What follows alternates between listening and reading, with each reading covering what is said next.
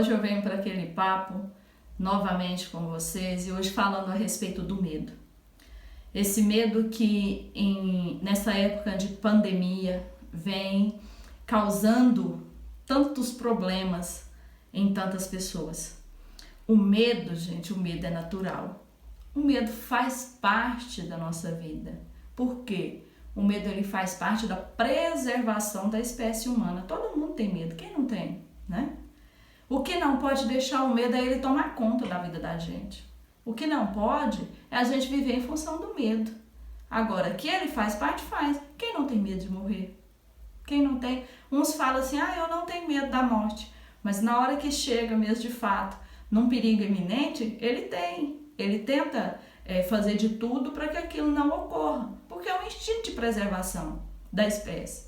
Então, é natural que tenha. Se você pega um carro, você vai ter uma cautela com ele, para que não provoque um acidente, para que você não machuque. Isso nada mais que é o medo, o receio de que algo aconteça. Você tem uma casa, você não sai deixando ela aberta quando há uma criminalidade existente. Então você faz o quê? Você automaticamente tranca a porta, você fecha uma janela. Então você começa a tomar precaução diante das coisas. Isso é um medo natural. Quem não tem medo da doença? Tem. Medo de ficar doente? Quem não tem? Tem. Nessa época de pandemia, o medo de ficar doente faz que a gente faça o quê? Coloca uma máscara, passa o álcool em gel, siga as orientações ditadas aí pelas pessoas que fazem parte desse digamos assim, que fazem parte da OMS, que fazem parte do Ministério da Saúde, que fazem parte, então, das pessoas especializadas em como lidar com essa pandemia. E o que não pode acontecer é a gente deixar que tudo isso aflore de modo que venha tomar conta da nossa vida em que a gente não consiga mais viver em função do medo. Eu, por exemplo, já passei por uma síndrome do pânico, que não é nada bonito. Já passei por depressão e não é nada bonito. Porque são situações que acontecem na vida da gente, que pega de repente, você não está preparado para que aquilo aconteça, e isso te causa uma descarga tão grande de energia e que ela faz com que aflore todo esse medo e você reage de maneira a ter pânico de tudo, a ter uma ansiedade tremenda. No meu caso, foi lá em 2016, meu menino teve um H1N1, onde ele pegou uma pneumonia, depois ela virou, né, uma asma grave, né? Não é que virou, né? Ela desenvolveu a asma grave e depois ainda por cima a atelectasia. Então tudo no pulmão, pneumonia, a asma grave, a atelectasia. Então tudo isso levou ele a um processo grave, em que eu tive o medo de perder um filho. E o que eu pude, como eu lidei com essa situação? Agindo em pânico, em choque. Porque quando você não está preparado, é diferente, por exemplo, quando tem um membro da família doente e que ele vai ali adoecendo e morre. Todos sentem a morte. Porém, é algo que você já está preparando para aquilo. Agora, quando pega de repente, como essa pandemia chegou e se instalou, e aí você fica temeroso com tudo que está acontecendo, então você desencadeia todos esses sentimentos. Então eu estou hoje aqui para falar como eu reagi lá no passado e da forma como eu estou reagindo agora diante do que está acontecendo no nosso país. Porque querendo ou não, se eu já passei por isso lá atrás, lógico que a gente tem medo que aconteça isso novamente. Então é por isso que eu estou aqui para falar um pouquinho. E eu aprendi muito durante esse tempo. Eu desenvolvi, além da síndrome do pânico, uma depressão muito grande. Então, eu não queria, e eu creio que a maioria das pessoas que sentem isso, eu não queria comer. Eu emagreci muito nessa época, porque eu não conseguia alimentar, o alimento não descia. Alguns criam na síndrome ou na ansiedade, né, na crise de ansiedade, eles desenvolvem a compulsão em comer. Eu, no meu caso, trava tudo. E aí eu desenvolvi essa falta de apetite tremenda. Além da falta de apetite, o medo, eu acordava tremendo tudo, dos pés à cabeça. Então, assim, eu não queria acordar de forma nenhuma. Na realidade, se eu pudesse, eu queria dormir até passar toda a situação. E eu só dormia à base de medicamento, porque até então eu tive que procurar uma ajuda profissional. Hoje não tomo nenhum tipo de medicamento, eu tomei durante pouco tempo. Eu fui procurar coisas que pudessem me tirar todo esse medo, que pudesse aliviar e tirar dentro de mim tudo aquilo que eu estava sentindo, todo esse medo, né? Primeira coisa que eu me apeguei, lógico, foi na fé, né? Porque tem aquela parábola dos talentos, se a gente for voltar para esse lado religioso, onde Jesus nos fala que tinha um homem que resolveu distribuir talentos para os seus empregados porque ele ia fazer uma viagem. Então, para um ele deu 5 talentos, para outro ele deu 2 talentos e para o outro ele deu o quê? 1 talento. O que é que eles fizeram? O que ganhou 5 talentos aplicou esse talento. E o que ganhou 2 da mesma forma. O que ganhou 1 tinha muito medo. O que é que ele fez? Enterrou. Ao chegar aquele senhor, foi pedir contas daquilo que ele tinha dado àqueles servos. O que tinha 5 devolveu mais 5, o que tinha 2 devolveu mais 2, e o que tinha 1 desenterrou e entregou para ele. E o que é que ele disse? Servo mau e preguiçoso. Porque ele tinha muito medo, então o medo dá aquela barreira muito grande. Então eu comecei a perceber que eu tinha que enfrentar esse medo de frente, de alguma forma, porque eu estava numa situação que eu estava me definhando e eu não estava ajudando nada o meu filho, a ponto do médico falar, você precisa de um tratamento seríssimo, porque você não está ajudando, você está atrapalhando. E eu fui procurar o quê? E eu vou dar aqui as dicas que eu fiz. Antes de passar essas dicas, uma história também que me chamou bastante atenção é de Tim Hansel. Ele fala assim, a dor é inevitável, o sofrimento ele é opcional. Então todos nós, em alguma parte da vida, a gente vai passar pela dor, não tem como não passar pela dor, passa. Agora, o sofrer com isso é que é opcional. E ele conta a história dele, que ele caiu numa vala, né? E ao cair numa vala, ele é professor, né? Ele era professor, ele caiu numa vala e ao cair na vala, ele deu um problema seríssimo de coluna, uma hérnia de disco, que passou a sentir dores terríveis. Então ele não dava mais conta de fazer tudo aquilo que ele fazia devido à quantidade de dor que ele sentia na coluna. Então ele passou a lamentar a vida dele o tempo todo, o tempo inteiro só reclamando, e diz ele que acordava sentindo dor, reclamava da dor, tudo que ele sabia falar era do problema que ele estava sentindo. E aí um certo dia ele começou a questionar para Deus por que ele estava passando por tudo aquilo. E a pedir a cura, muito fervoroso pedindo a cura. E ele resolveu a escrever, a colocar no papel tudo aquilo que estava acontecendo com ele, a extravasar através da escrita, contar histórias e tudo. E ele começou a fazer isso. E dizer que se viu numa situação de extrema alegria quando ele passou a escrever, porque a vida dele passou a ter um novo sentido.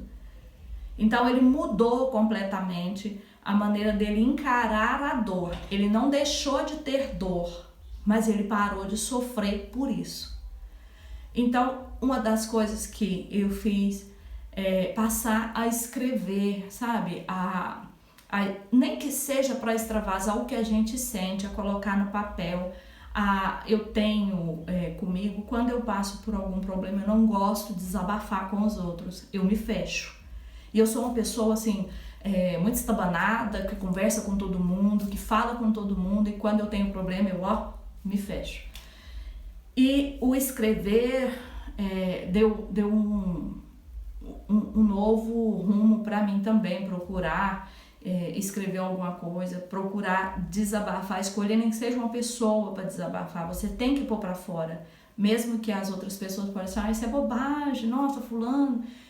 Não interessa as pessoas que são contrárias, mas aquelas pessoas que ajudam. E na vida da gente sempre vai ter quem nos ajuda, porque a gente não fica desamparado. Então, assim, tem sempre uma pessoa que vai estar ali do seu lado, e nas horas mais difíceis são que aparecem as pessoas que mais nos ajudem. Só para vocês terem uma ideia, nesta época, eu e minha sogra, a gente não era tão ligada. Então, assim, a gente teve muito problema quando eu comecei a namorar, quando eu fiquei noiva, quando eu casei com meu marido, a gente passou a lidar bem, mas não tinha uma proximidade. E quando meu menino adoeceu, ela veio para cá para cuidar de mim como mãe. Então, assim, eu passei a olhar para ela com olhos completamente diferentes, porque no momento que eu mais precisava, quem eu achava que, assim, não poderia me ajudar de alguma forma, foi quem me estendeu a mão. Então, a vida também é um tapa na cara da gente, assim, pra gente agir de maneira diferente, a gente pensar de maneira diferente e aceitar as pessoas como elas são, não da forma que a gente quer que elas sejam. E é esse um outro conselho que eu dou para vocês. Aceitem as coisas como elas estão e não como eu quero ou gostaria que elas fossem. É uma das coisas centrais que a gente deve fazer. É a aceitação, trabalhar essa aceitação.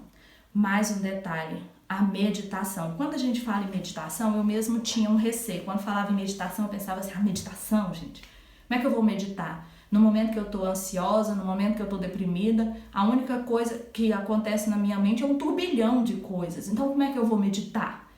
Né? A gente não consegue desligar, mas o meditar, gente, é você tirar um tempo que seja para você sentar, assim eu vou dizer da minha forma, né? Como eu fazia e como eu faço. É sentar, tirar um tempinho do dia para olhar a natureza, ou para olhar para o céu, ou para ouvir uma música que você gosta, pensando na letra da música. Nem que seja por um pouquinho de tempo, você conseguir se desligar. Com o passar do tempo, você vai conseguindo se desconectar mais tempo. Depois disso também, outra coisa que me fez melhorar muito, eu não fazia uma coisa de cada vez, na realidade eu fazia tudo isso junto. Ouvir palestras no YouTube, gostava demais, comecei a procurar palestras de autoajuda, né?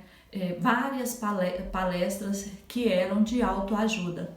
Então isso me ajudou muito mesmo, eu encontrei palestrantes que falavam e parece que estava falando para mim, né? E eu espero que eu esteja falando para você também hoje. Então, palestrantes que me incentivavam a agir e a sair daquilo ali, né? A agir, a tomar uma decisão de sair. Porque eu acredito muito que o pensamento, ele é energia. E à medida que a gente se liga com o alto, quando a gente se conecta com as coisas boas, com a energia positiva de que as coisas vão melhorar, que vão dar certo, de que Deus está presente na nossa vida, de que Ele não nos abandona e tenta se agarrar a tudo isso, as coisas começam a fazer sentido. O pessimismo não, o pessimismo está sempre te levando para baixo, o pessimismo está sempre te mostrando o pior lado das coisas. Então, agarrar mesmo, né, nesse sentido de acreditar de que as coisas podem melhorar. E afirmações diárias, gente. Afirmações. Eu vou sair dessa, eu estou bem, as coisas vão melhorar, mesmo que no início eu não acredite. Mas fazendo isso, a gente começa e passa a acreditar. Porque tudo é questão de hábito. Eu adquiro hábito na minha vida. Então, o pensamento positivo é um hábito que deve fazer parte da gente. Como eu disse, eu acredito que a gente prepara um acontecimento pensando nele. Então, eu não posso preparar minha vida futura pensando no negativo. Porque, querendo ou não, é esse quadro que vai ser me apresentado lá na frente. Vou citar uma historinha rapidinho pra gente encerrar. Conta uma vez eu escutei isso, e esse rapaz me contava que existia um homem que ele casou e que a mulher dele tinha muito medo de assaltante. e todos os dias ela vivia trancando tudo, mas ao mesmo tempo muito temerosa, dormia, acordava à noite, corria para poder olhar, não, tem ladrão na casa. E passados 10 anos de casado, um dia ele está na cozinha e aparece o ladrão. Quando aparece o ladrão lá na cozinha e fala assim, é um assalto, ele olha pro ladrão e fala assim, sobe as escadas que a minha mulher tá lá em cima. Já tem 10 anos que ela tá te esperando. Ou seja, a gente se liga tanto no que pode acontecer, no que vai acontecer e fica afirmando tudo isso, que isso acaba chegando até nós da maneira que nem poderia estar previsto pra gente. Então se desliga disso, para de pensar no negativo, para de pensar que as coisas ruins irão acontecer. Não é. E eu vou encerrar dizendo, após a tempestade vem sempre a bonança. Então nada está fora do lugar, nada. E assim como tempestades, furacões, tufões e tudo de ruim passa na nossa vida, aquilo que está errado, essa pandemia e todo esse medo vai passar. O sol voltará a brilhar. Que você possa então estar bem consigo mesma, que nós possamos estar bem para passar por tudo isso de cabeça erguida e lá na frente contar para todos como foi que a gente lidou com tudo isso. Se você gostou, se inscreva no nosso canal e curta o nosso vídeo. Compartilhe para que mais pessoas vejam. Um abraço, até o próximo.